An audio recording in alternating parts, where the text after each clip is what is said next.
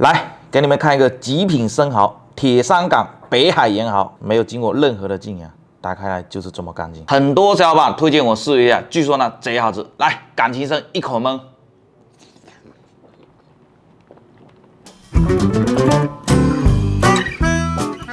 Hello， 大家好，我是你们的小文哥，欢迎来到本期视频。你们心心念念的北海盐蚝今天终于来了，这是我朋友发来的照片，这回美程度，看着不争气的眼泪都要从嘴角流出来了。于是呢，我就从他那白嫖了一点点，这些呢都是他特意叫北海那边的朋友帮忙寄过来的。因为我们这边的市场呢是没有卖这种生蚝的，但它却是国内的极品生蚝，是国家质检总局批准的地理标志保护产品。你别看它现在表面脏兮兮的，它都不需要浸养，打开来里面都没有泥土，非常的干净。而且呢，外壳坚硬，立体饱满，有弹性，液体澄清，立体乳白，不愧是海上牛奶。为了证明这一点，来，我先给你们开一个，先把它表面的泥土给刷一下哈。你看这么脏，就知道肯定没有浸养过。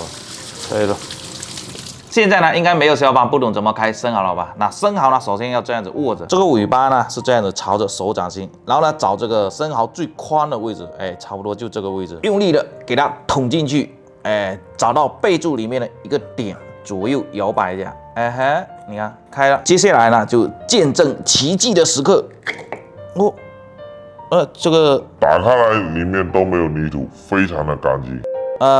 当我刚才没说啊，重新来，它肯定是哪里混进来的孤儿，不然肯定是又饱满啊又干净的啊。再开一个，直接用力的给它捅进去。哎呀，这个还不好搞啊！开了，哇，你看，这才是真正的北海盐蚝嘛！这个真的太漂亮了，看着不争气的眼泪都要从嘴角流下来了。来，粉丝先吃，感情深，我一口闷了啊！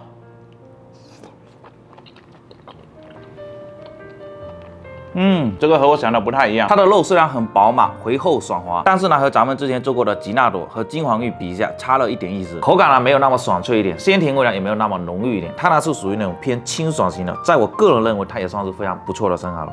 试一下这个海水啊，挺清甜的，居然没有喝出任何的海腥味，就有一点点微咸微甜，很清爽。再开一个看一下，这个给它开的完整一点，先把这个背肉给挖下来。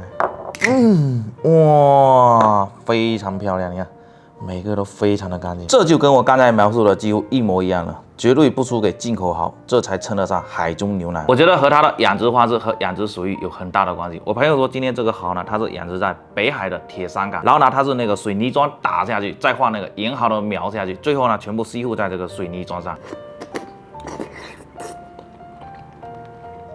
这个背柱很脆，但它那个裙边太有嚼劲了。这个汤汁比较一般。这个蚝拿来做刺身呢，中等偏上水平。如果说拿来蒜蓉酱烤，肯定非常的棒。正好前2天做了一大盆的蒜蓉酱没用完，今天又派上用场。我们先来烧一下炭，室内烧炭要注意保持通风哦。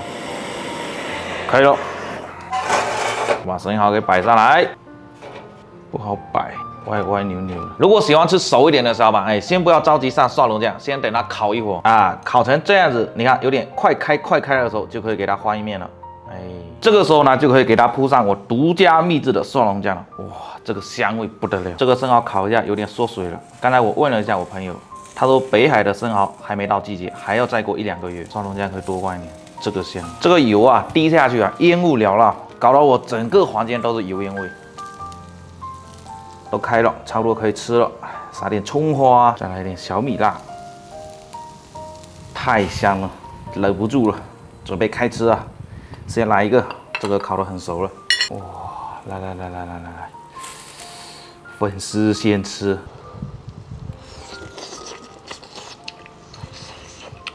哇，还是蒜蓉烤得好吃。这个蒜蓉酱就是灵魂，再差的生蚝，这个蒜蓉酱都能拯救得了。哇，这个汤汁多，这个好，哇，加了这个蒜蓉酱，烤出来以后，鲜味提升了不少。哇，蒜蓉跟生蚝是绝搭。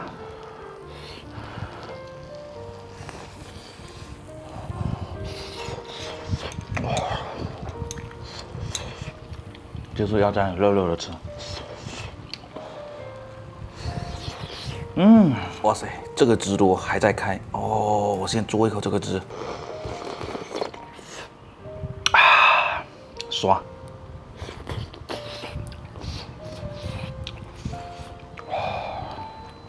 Nice， 这样太香了。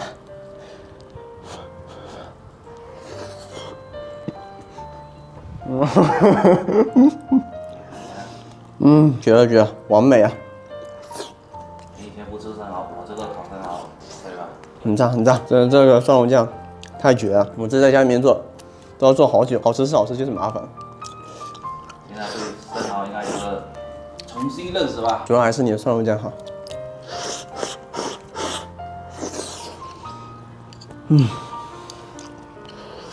满足不？太满足了，吃不够啊！等一下再烤，等一下再烤。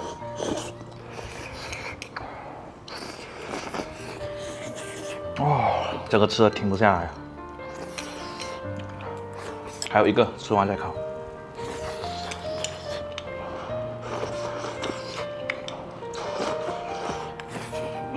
哇，刺身呢就吃它的原味，如果鲜甜味不足的生蚝，就一定要用这个蒜蓉酱来烤。哇！